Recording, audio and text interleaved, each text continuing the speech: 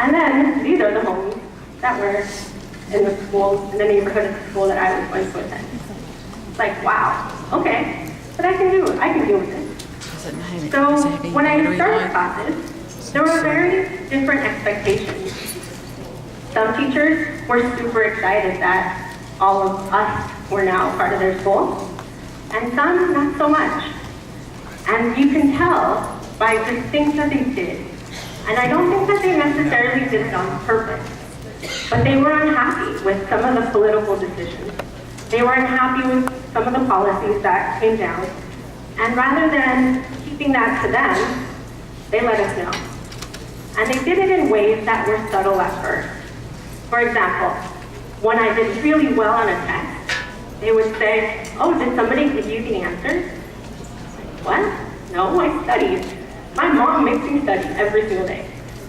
Or when the science fair came and they would try to give me an alternative assignment and say, well, you probably don't want to do the science fair project. Why?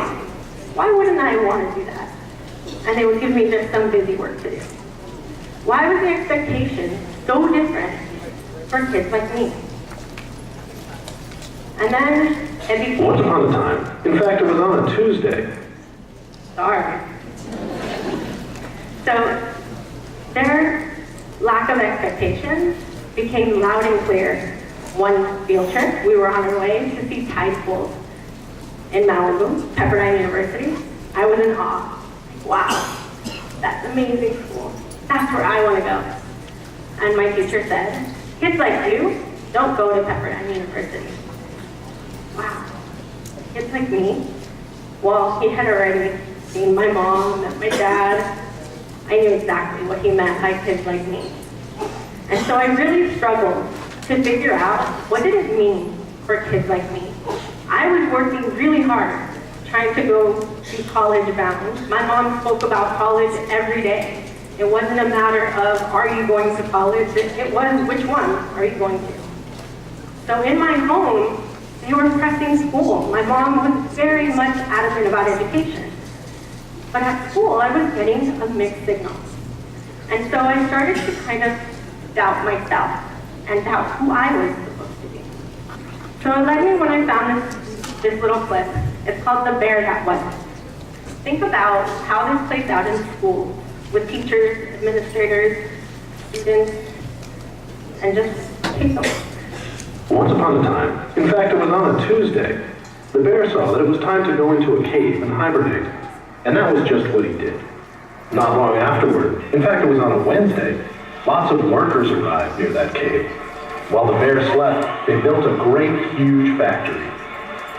As winter turned to spring, the bear awoke and stepped out of his cave. His eyes popped. Where was the forest? Where was the grass? Where were the trees? Where were the flowers? What had happened? I must be dreaming, he said. Of course I'm dreaming. But it wasn't a dream. It was real. Just then, the foreman came out of the factory. Hey, you! Get back to work, he said. The bear replied, I don't work here. I'm a bear. The foreman laughed. That's a fine excuse for a man to keep from doing any work, saying he's a bear. The bear said, but I am a bear. The foreman stopped laughing. He was very mad. Don't try to fool me, he said. You're not a bear. You're a silly man who needs a shave and wears a fur coat. I'm going to take you to the general manager. The general manager also insisted the bear was a silly man who needs a shave and wears a fur coat. The bear said, no, you're mistaken. I am a bear. The general manager was very mad too. The bear said, I'm sorry to hear you say that. You see, I am a bear. The third vice president was even madder. The second vice president was more than madder. He was furious. The first vice president yelled in rage. He said, you're not a bear. You're a silly man who needs a shave and wears a fur coat. I'm going to take you to the president.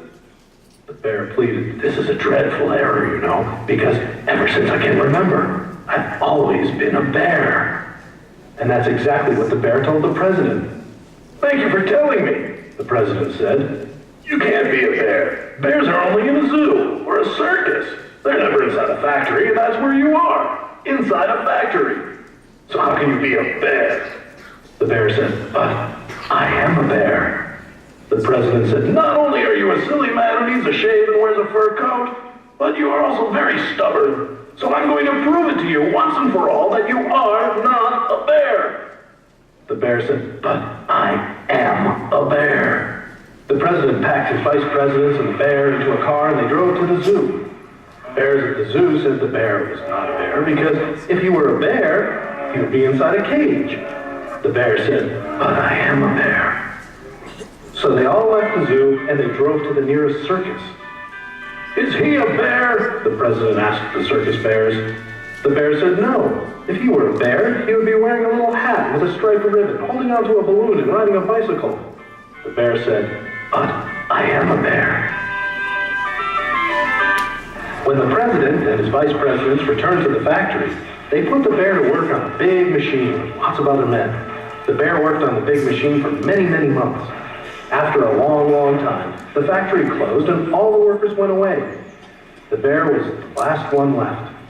And as he left the shut-down factory, he saw geese flying south, leaves falling from the trees. Winter was coming, he thought. It was time to hibernate. He found a cave, was about to enter when he stopped.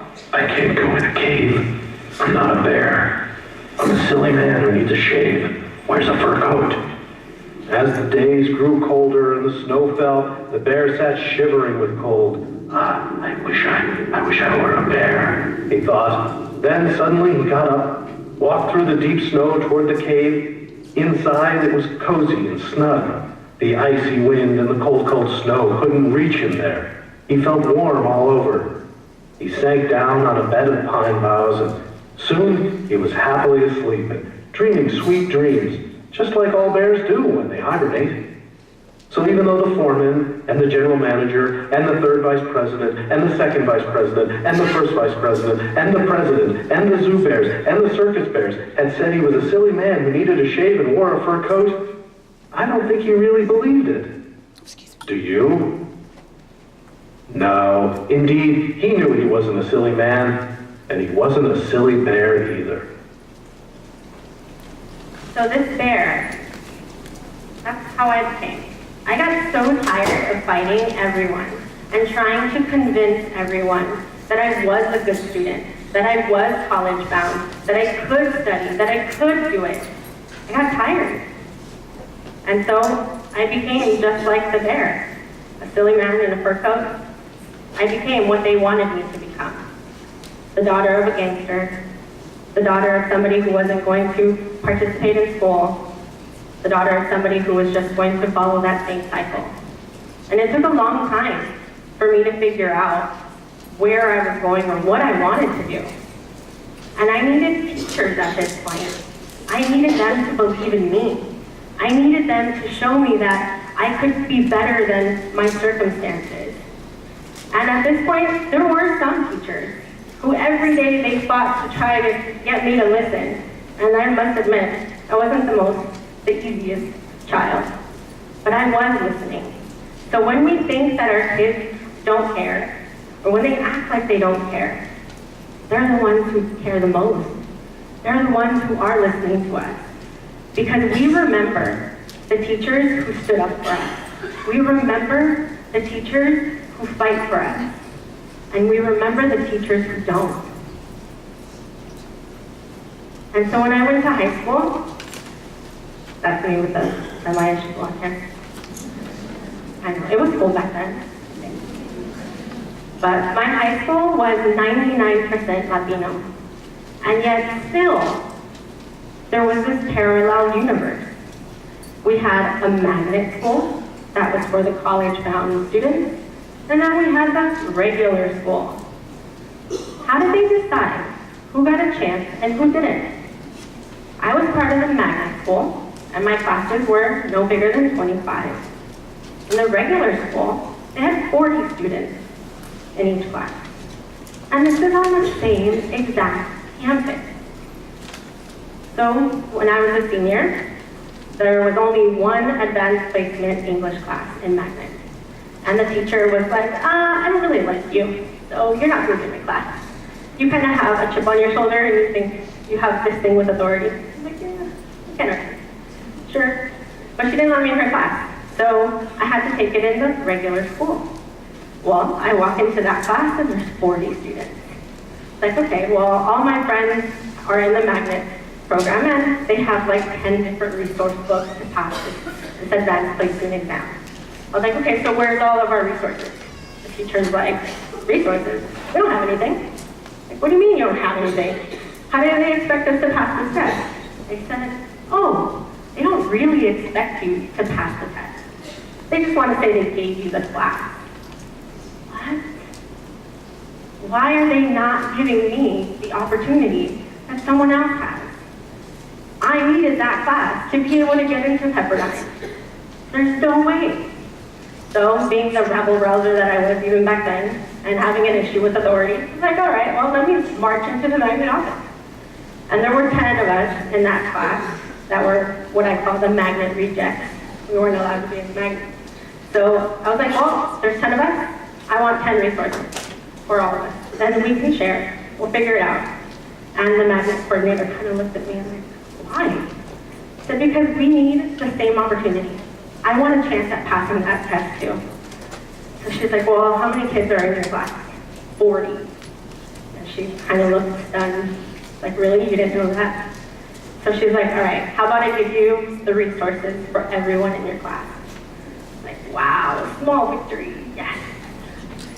But I think what I learned the most from that moment was that kids like me needed an advocate. That kids like me needed somebody to fight for them and stand up for them. And I knew that that was going to be me. And I knew that I had to teach them.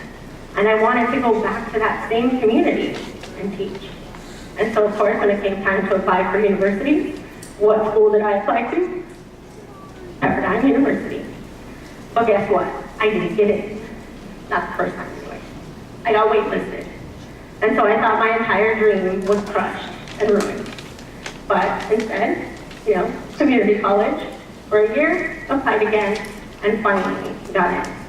And I thought getting into Pepperdine was the toughest part. Getting out was even harder. Because then I realized I wasn't as prepared as I thought I was. Even though I graduated at the top, sort of at the top of my class, that didn't mean anything when you're competing against students from other states, from across the nation, from other countries. And so again, it brought me back to why were my schools not preparing me? And how many more students got to universities not prepared and not being able to get out because they weren't prepared. So I lived in tutoring labs and I made sure that I did everything I possibly could to finish. And when I finished my teaching credentials, I went back to the school that I attended as a middle school student, where I was kind of lost in the shuffle. I wanted to make sure that more kids didn't get lost in the shuffle. So I started there, and a few years in, our district launched what was called public school choice. They targeted schools that were failing, and my school was one of them. And they allowed anyone to write a proposal to take over the school. So as teachers, we were like, yes, that's our chance. We're gonna write our own proposal, our dream school. Everything that you have ever complained about, you're able to erase that and write your own proposal. Perfect. So we created the San Fernando Institute for Applied Media. And I know it's a mouthful, but the idea behind it is that it's as that I am. We wanted our students to feel like they were part of it. It's the I am San Fernando. I am an engineer. I am the next teacher. And giving those students the idea that they can do anything, just like those fabulous teachers did to us. So the process wasn't easy. People don't like change. And when you're the only middle school trying to create this type of school, there is a lot of heat. But we knew that we had to fight through that. We knew that as teachers, we were the closest to kids, and we knew what would work and what wasn't working already. So why keep doing what isn't working? And so our first tackle was we knew we had to work together. There's no way that just teachers alone can fix it. There's no way that just the district folks can fix it. It takes all of us. So we joined forces with a community-based organization called Youth Policy Institute. And they provide the wraparound services that we couldn't do. All of those tons of phone calls, all of those parent trainings, all that stuff that we don't necessarily have time for during the day, that's where they come in. And we knew that we wanted to create students who were going to be agents of change. But how do you do that? How do you do that in a school where attendance rate is super low? How do you do that in a school where there's trash can fires and kids throwing chairs out of windows? How do you do that? Well, you have to start small. You have to start with the culture. And we did that by a lot of team building. We did it by making sure that students started to see themselves as part of this puzzle, that they started to work together. And we did it through project-based learning, through team building, and of course our advisory program. The benefits of advisory is that your teacher gets to know you and you create a bond.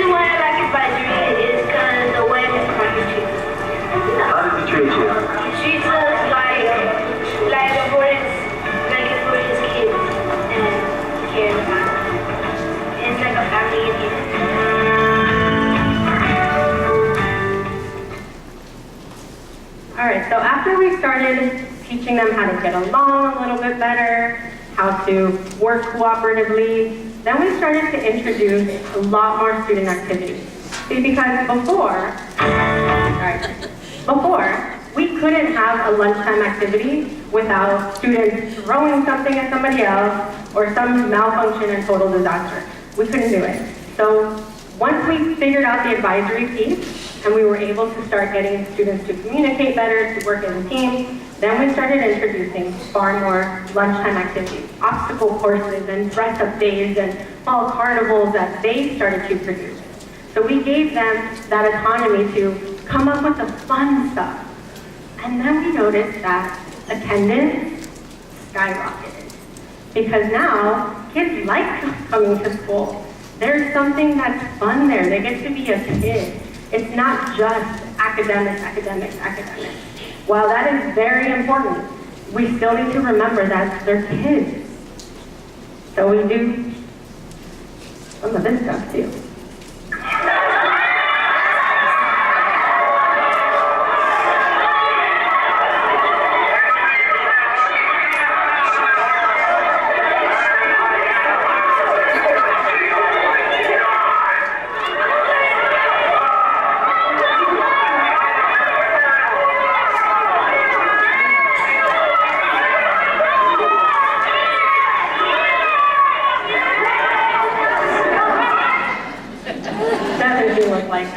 Amazing time. So pumpkin pie eating contest, watermelon eating contest, anything that gets them all messy is always fabulous.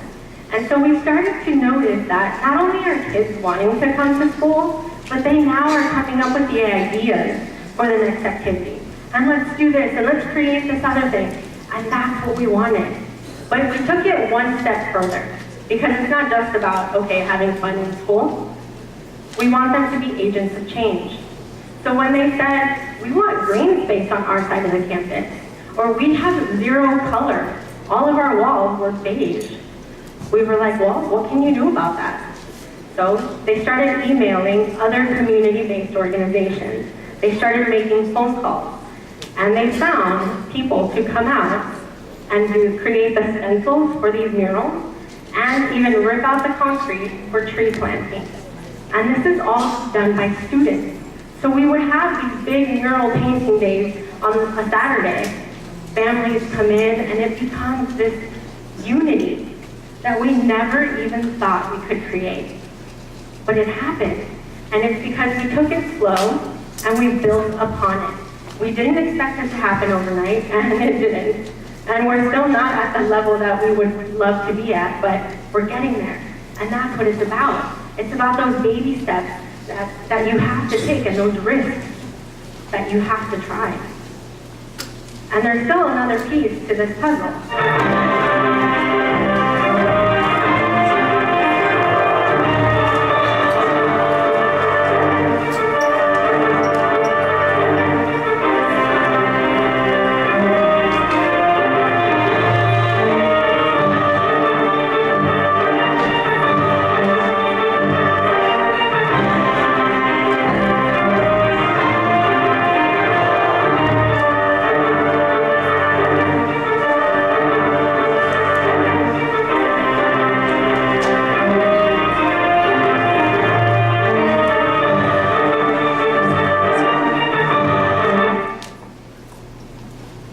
So giving parents a meaningful way of getting involved. Now, I know as teachers, we're trying to juggle all the stuff. And this is some of like the stuff that we have, right? And there's tons of it. Math programs, English programs, this initiative, that initiative. I know it can make your head spin. But we have to remember that even with all this stuff, it's really about the people. Because our students aren't going to remember how well you executed that Common Core lesson. They're not going to remember that you really were amazing at that software program. They don't care about that stuff. They care about things that mean something to them. This is one of our interdisciplinary projects where students were working on health standards as well as math and some language arts. So it was our Top Chef competition.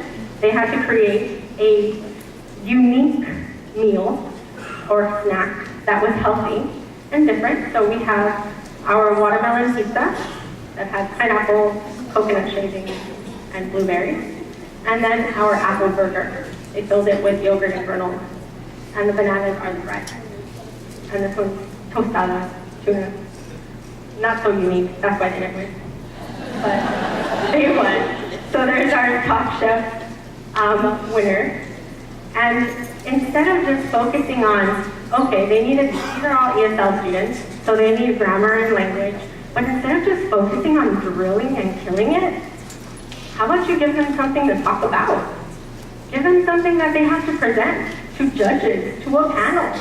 They have to present their idea, their recipe, what they did. How did they convert this 2-serving dish? And how do you do it so that you can feed 50 people? How do you change your ingredient list, your shopping list? So those are the kinds of things that get kids excited, that they want to come to school. Do they know that this is Common Core? No, they don't care. But we know it is, and that's what it's about. So as you are embarking on your next school year, we need to remember that we are creating opportunities for our kids to take charge, to be leaders, to take ownership. We need to create those opportunities of change. So I challenge you to care more than others think is wise, to take risks more than others think is safe, to dream bigger than most people would think is practical, and to really have expectations higher than most would think are even possible. So I wish you good luck on your new school year, and great to be here. Thank you so much.